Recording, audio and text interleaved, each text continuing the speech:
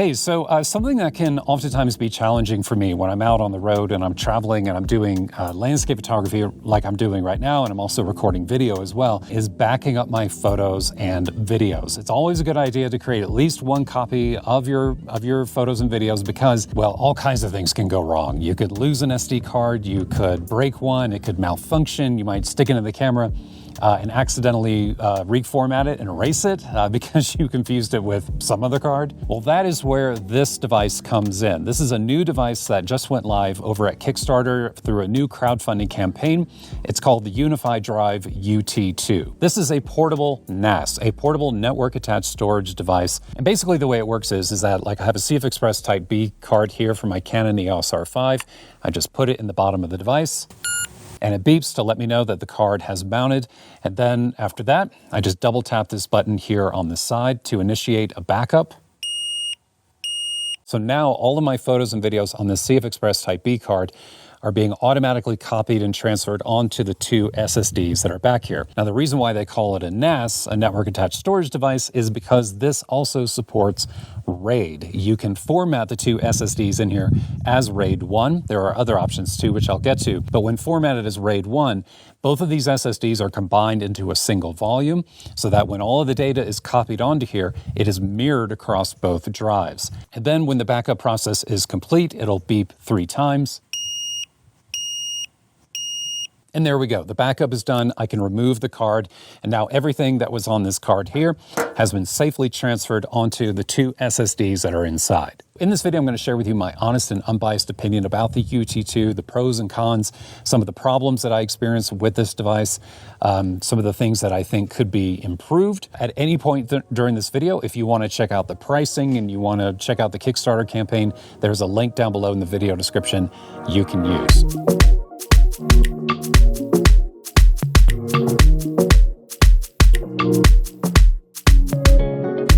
So when you get a UT2, the first thing you need to do is install a pair of SSDs in the back. And it's pretty simple, straightforward, easy to do. And this is actually one of my favorite things about the UT2, the fact that you can buy and use your own SSDs instead of buying them from the manufacturer. Maximum capacity here is 16 terabytes, and that's 8 terabytes per card. And it is a specific type of SSD, and I'll put that information up here on screen and also link to the ones that I'm using here down below in the video description. Then with your SSDs installed, the next step is powering the device, and you power it through a USB-C input here on the top of the UT2. Now, power is an important thing to know about the UT2 because this device is really designed to be used with continuous power, plugged into a wall outlet, plugged into a power bank, plugged into a generator, something like that, like if you're on the road like I am right now. It does have an internal rechargeable battery, but that battery only lasts for about 20-25 minutes. And yes, I was able to use the battery at the beginning of this video to back up a CFExpress card,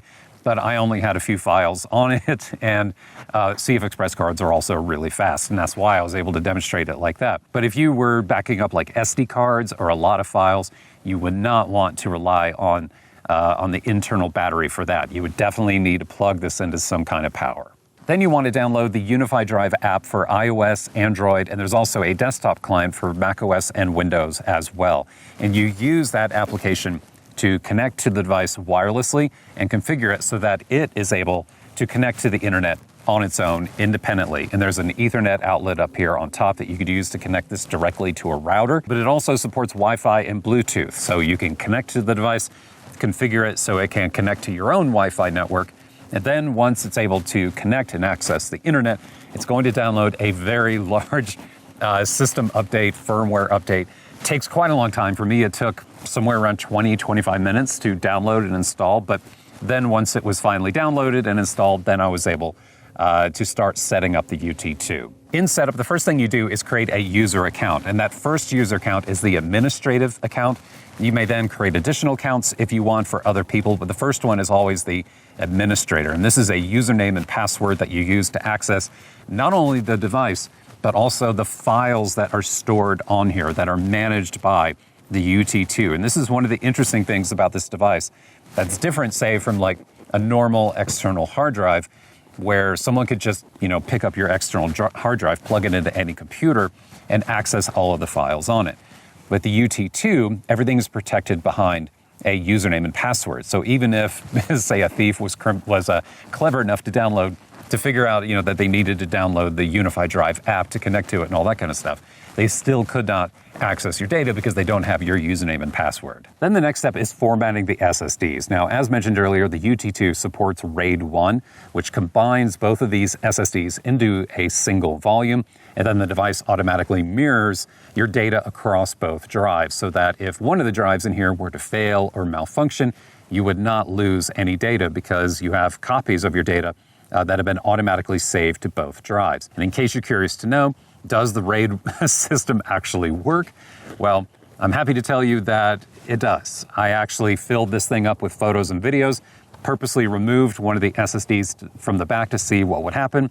The UnifyDrive app noticed that something was wrong and then guided me through the process of installing a new SSD of the same capacity and reformatted that drive, and then it rebuilt the RAID volume.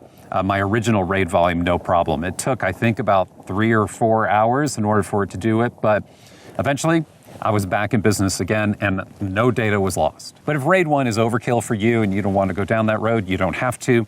You can also use the 2 SSDs in here individually and independently if that is better for you. Then there's another formatting option, which is somewhere in between RAID and using these drives individually, and it's something called UDR.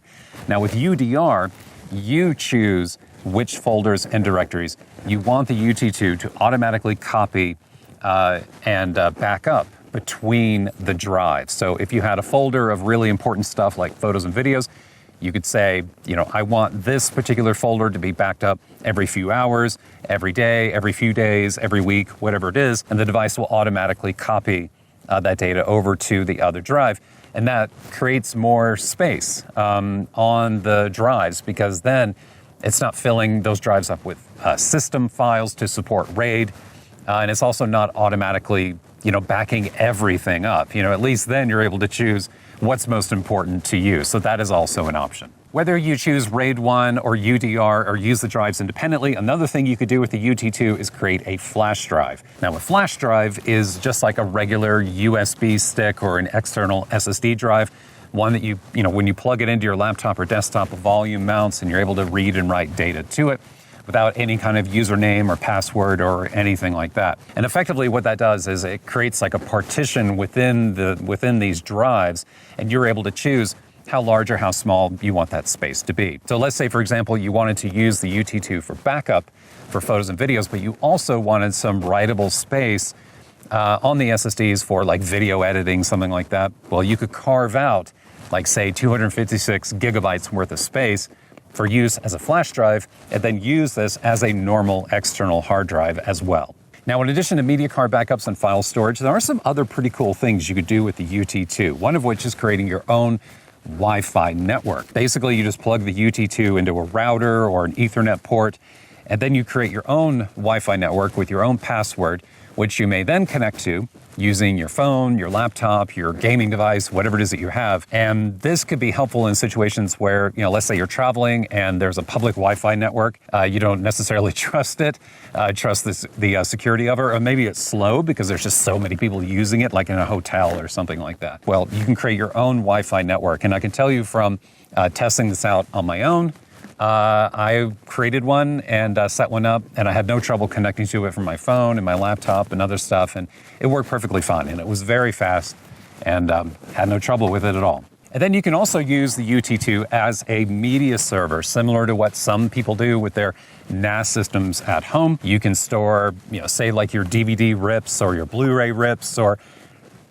wherever it is you you get your entertainment from. You could put that content on the UT2, and then there is a HDMI port up here on top, and you're able to connect this then to a projector, to a television, to a monitor, whatever it is that you have. And the UT2 comes with a remote control also. So once you have it all connected, well, you can interface with the UT2 like it's a Fire Stick, something like that. And I am definitely not the target audience for that feature. It's of no use to me. I'm mostly interested in the media card functionality and the backups and the storage, and but I did test it out at least, and it did work, just so you know. So as you can see, there is a lot going on with the UT2.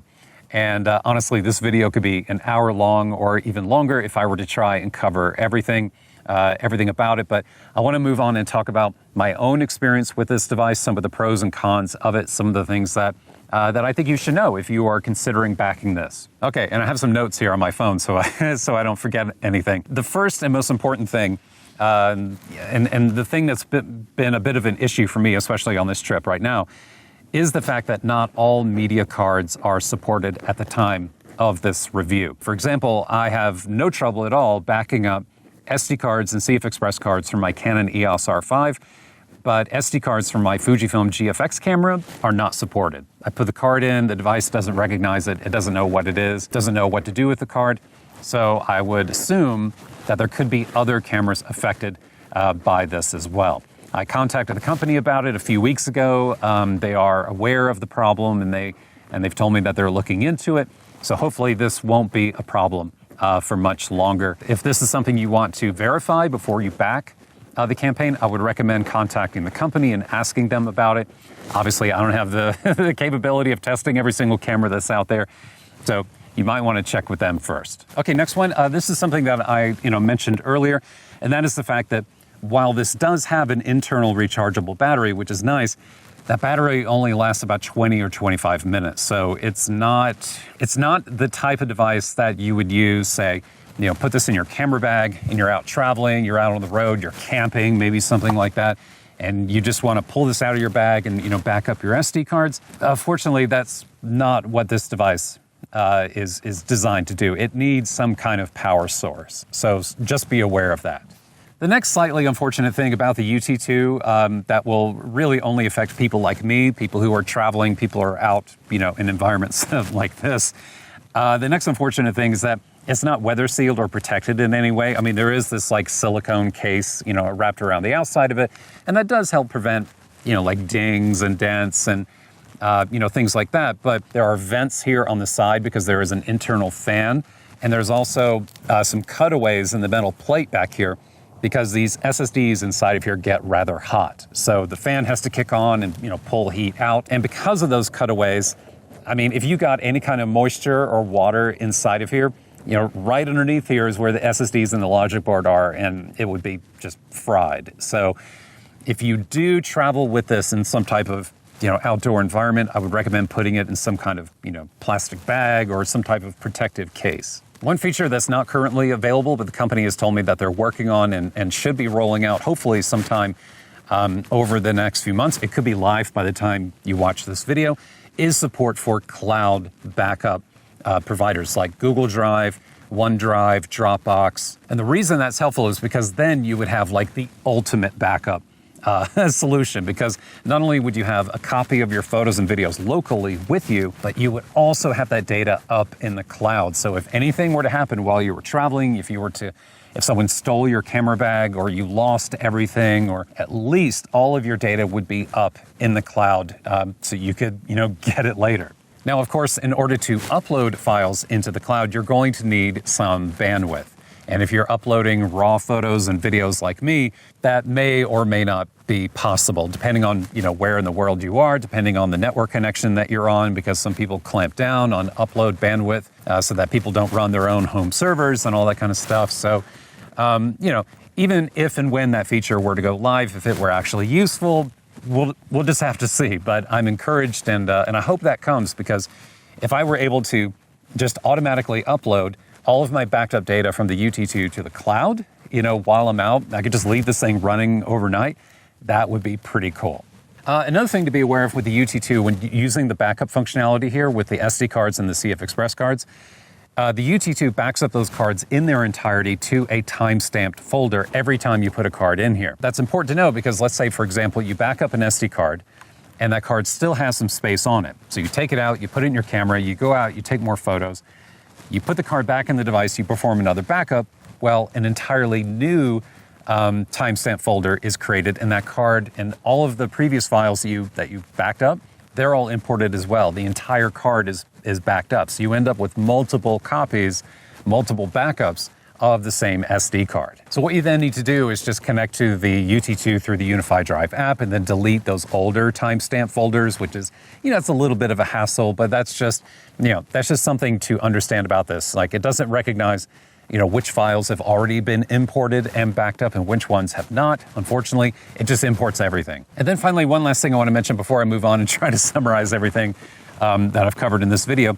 I do think the UT2 may be a little more complex than what some photographers and videographers may be expecting or may be looking for. If you're just looking for a hard drive that can, just stick your cards in and back up, and you can then access those files normally by just plugging that drive into a desktop and all that, and you don't really care or really want the Wi-Fi hotspots or the media server functionality or RAID, or you don't want to be responsible for formatting the drives and doing all that kind of stuff. There is a little bit of a learning curve, a technical learning curve with this device, just to get it set up and configured and get it the way that you want it. So I think, I would just ask yourself, like whether this is, a device like this seems like the kind of thing that you would have, the patience for, if it's something that you want to get into, before you decide whether it's right for you. Okay, so final thoughts here about the UT2. First of all, I have to say that for a product that is being backed through a crowdfunding campaign,